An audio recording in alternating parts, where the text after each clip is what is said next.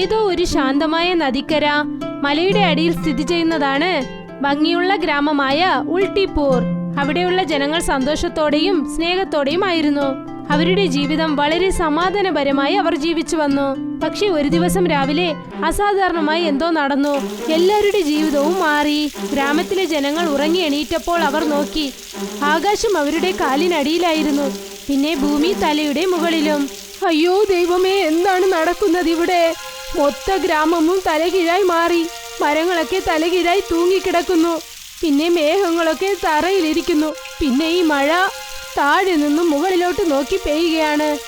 കോപം, ഭൂമി മാതാവിന്റെ ദേഷ്യമാണ് കാരണം. യഥാർത്ഥത്തിൽ ഉൾട്ടിപ്പൂറിന്റെ അവസ്ഥ കണ്ട് എല്ലാരും ഇതാണ് പറയുക, ഇത് ഭൂമി മാതാവിന്റെ ദേഷ്യമാണെന്ന്. പക്ഷേ ഇതിൽ നിന്നും എങ്ങനെ രക്ഷപ്പെടാനാണ്? അതാർക്കും തന്നെ അറിയില്ല. ഗ്രാമത്തിലെ ജനങ്ങൾ ഈ വിചിത്രമായ സംഭവം കാരണം ഞെട്ടലോടെ വിഷമിച്ചു. അവസാനം അവരവരുടെ മനസ്സ് സമാധാനിപ്പിച്ചു.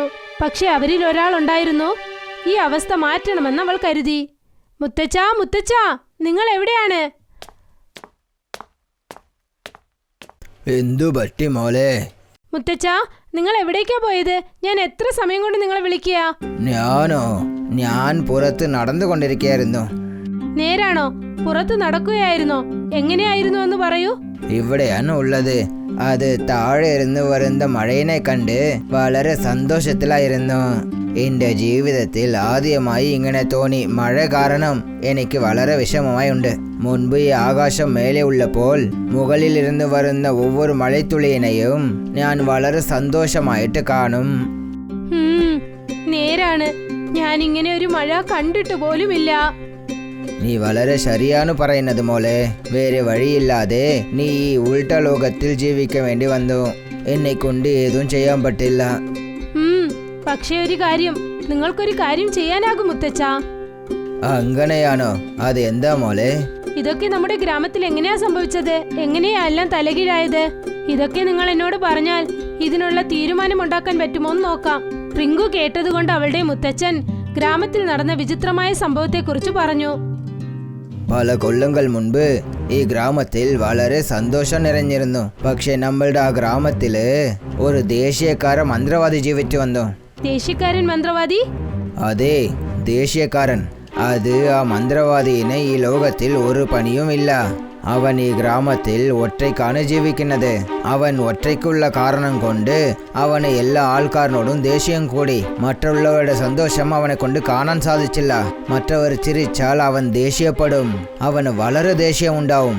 പക്ഷേ അവനെ കൊണ്ട് ദേഷ്യപ്പെടുന്നതിനേക്കാളും വേറൊരു കാര്യം ചെയ്യാൻ പറ്റില്ല. അക്കാരണം കൊണ്ടാണ് ഒരു ദിവസം ആ മന്ത്രക്കാരൻ ഗ്രാമത്തിലേക്ക് ശാപം നൽകി. പിന്നെ നമ്മളുടെ ഗ്രാമം തലകീഴായി മാറി. എന്ത് ശാപമോ? അതേ മോളെ, അന്നു മുതൽ നമ്മൾ ഈ തലകീഴായ ഗ്രാമത്തിൽ കുടുങ്ങിപ്പോയി. ഗ്രാമത്തിന്റെ ഈ ഭയങ്കരമായ കഥ മുത്തച്ഛൻ പറഞ്ഞു കേട്ടതും റിങ്കു പേടിച്ചു. അവൾക്ക് വളരെ കഷ്ടമായിരുന്നു. പക്ഷെ ഇത്രയും സംഭവിച്ചതിനു ശേഷവും റിങ്കു തീരുമാനിച്ചു ഈ വിചിത്രമായ അവസ്ഥയിൽ നിന്നും ഗ്രാമത്തിലെ ജനങ്ങളെ രക്ഷിക്കണമെന്ന്. ദൈവമേ, എന്താണിതൊക്കെ? വിചിത്രമായ ഈ കളിയിൽ ജനങ്ങൾ ആവശ്യമില്ലാതെ കുടുങ്ങിയിരിക്കുകയാണ്. പക്ഷെ ഇപ്പോൾ ഞാൻ തീരുമാനിച്ചു കഴിഞ്ഞു, ഇത് ഞാൻ എങ്ങനെയെങ്കിലും മാറ്റും. റിങ്കു ഈ മായയിൽ നിന്നും ഗ്രാമത്തിനെ രക്ഷിക്കാനായി പ്രൊഫസർ അഗ്നിയോട് സഹായം ചോദിച്ചു. അവരൊരു വലിയ സയന്റിസ്റ്റ് ആണ്. അവർ വിചിത്രമായ കണ്ടുപിടുത്തങ്ങളിലും വിചിത്രമായ സിദ്ധാന്തങ്ങളിലും വിജയിച്ചവരാണ്. അവർ ഉൾട്ടിപ്പൂരിലേക്ക് വന്നതും തന്നെ ആകെ ഞെട്ടിപ്പോയി. യുറേക്ക, ഇത് ആഗിരണ ശക്തിയുടെ കഴിവില്ലാത്ത അവസ്ഥയാണ്. ഇത് സയൻസിലെ അത്ഭുതമാണ്. വിശ്വസിക്കാനേ ആകുന്നില്ല. അതെ മാഡം, ഇത് യഥാർത്ഥത്തിൽ വിശ്വസിക്കാനാകില്ല. പക്ഷെ ഇതിൽ നിന്നും ഞങ്ങളുടെ ഗ്രാമത്തെ രക്ഷിക്കണം. ഹോ, നീ വിഷമിക്കേണ്ട. ഞാൻ എത്തിക്കഴിഞ്ഞില്ലേ, തീർച്ചയായും നിന്റെ ഗ്രാമത്തെ രക്ഷിക്കാനാകും. I promise. വളരെ നന്ദി മാഡം. പ്രൊഫസർ അഗ്നി തലകീഴായി പെയ്യുന്ന മഴയെ നിരീക്ഷിച്ചു. എന്നിട്ട് ഗ്രാമത്തിലെ ജനങ്ങളോട് സംസാരിച്ചു. പക്ഷേ വലിയ പ്രശ്നം എന്താണെന്നാൽ താഴെ നിന്നും മുകളിലോട്ട് പെയ്യുന്ന മഴ. പ്രശ്നം കുറച്ച് വലുതാണ്. റിസർച്ച് സമയത്ത് പ്രൊഫസർ അഗ്നിയും റിങ്കുവും ഒന്നിച്ചു ചേർന്ന് ഗ്രാമത്തിലെ ലൈബ്രറിയിൽ പഴയ ബുക്കുകൾ, സ്ക്രോൾ, പിന്നെ ശ്ലോകങ്ങൾ പഠിച്ചു. ഇതിനിടയ്ക്ക് ഒരു പൊടി പറ്റിയ പഴയ പുസ്തകം അവരുടെ കയ്യിൽ കിട്ടി. അതിൽ വിചിത്രമായ ചിഹ്നങ്ങളും വ്യത്യസ്തമായ വചനങ്ങളും ഉണ്ടായിരുന്നു. അല്ല, ഇതൊക്കെ എന്താണ്? ഇതൊക്കെ വിചിത്രമായ ചിഹ്നങ്ങളായിരിക്കുന്നു. പക്ഷെ ഇതിന്റെ അർത്ഥം എന്തായിരിക്കും? ഒരുപക്ഷെ മുത്തച്ഛൻ അറിയാമായിരിക്കും.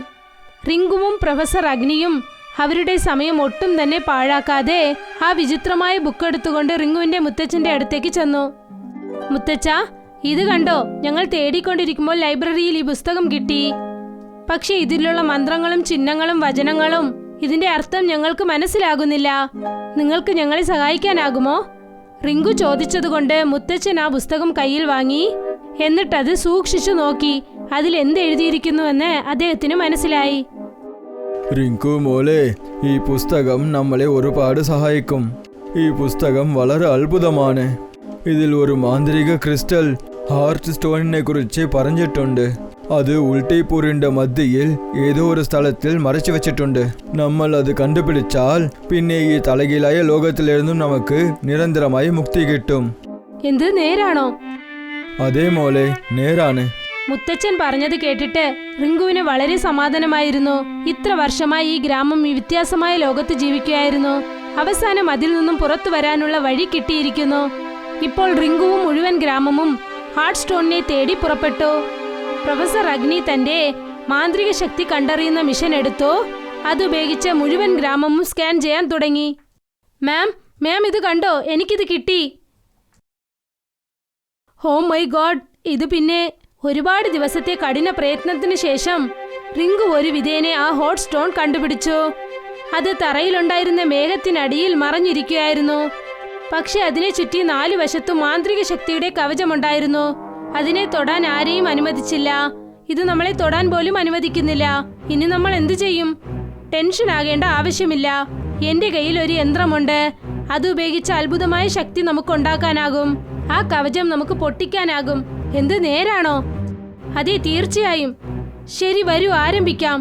പ്രൊഫസർ അഗ്നി ഗോളരൂപത്തിലുള്ള തന്റെ ഉപകരണം ആ ഹോസ്റ്റോണിന്റെ പുറത്തു വെച്ചു. യഥാർത്ഥത്തിൽ അതിശയം. ആ യന്ത്രത്തിൽ നിന്നും ഒരു പുതിയ ശക്തി ഉണ്ടായി. അത് നേരെ ഹോസ്റ്റോണിന്റെ മേലിലേക്ക് വീണു.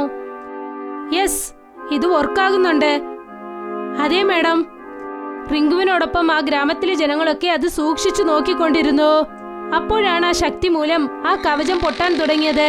ഒരു പ്രകാശമായ വർണ്ണത്തോടുകൂടി ആ കവചം പൊട്ടി. ഹേ, നമ്മൾ വിജയിച്ചു! ഈ കവചം പൊട്ടിയിരിക്കുന്നു. ആ കവചം പൊട്ടിയതും തന്നെ റിങ്കു ആ ഹോട്ട് സ്റ്റോൺ കയ്യിലെടുത്തു. അതവൾ കയ്യിലെടുത്തതും ഒരു അതിശയിപ്പിക്കുന്ന ആനന്ദം അവൾക്ക് തോന്നി. പിന്നെ അപ്പോഴാണ് ശക്തിയുടെ ഒരു അല ഗ്രാമം മുഴുവൻ രൂപം കൊണ്ടത്. റിങ്കു, വാ, ഇപ്പോൾ യഥാർത്ഥ പണി തുടങ്ങാം. ഇപ്പോൾ ഈ സ്റ്റോൺ നിന്റെ കയ്യിലാണ്. ഇപ്പോൾ ഇത് തുറന്ന് നിന്റെ കയ്യിലുള്ള മന്ത്രങ്ങൾ ജപിക്കാൻ തുടങ്ങൂ. എന്നിട്ട് നോക്ക്, ഈ തലകീഴായ ലോകത്തു നിന്നും നിന്റെ ഗ്രാമം രക്ഷപ്പെടും. ഓം മുക്തിയേ നമഃ, ഓം മുക്തിയേ നമഃ, ഓം മുക്തിയേ നമഃ. റിങ്കു മന്ത്രങ്ങൾ ജപിക്കാൻ തുടങ്ങിയതും തന്നെ ഗ്രാമത്തിലെ ജനങ്ങളുടെ മേലിൽ ഒരു രക്ഷാകവചം രൂപം കൊണ്ടു. അതിനുശേഷം ഘടികാരത്തിന്റെ മുള്ളുപോലെ ആ ഗ്രാമം മുഴുവൻ കറങ്ങാൻ തുടങ്ങി.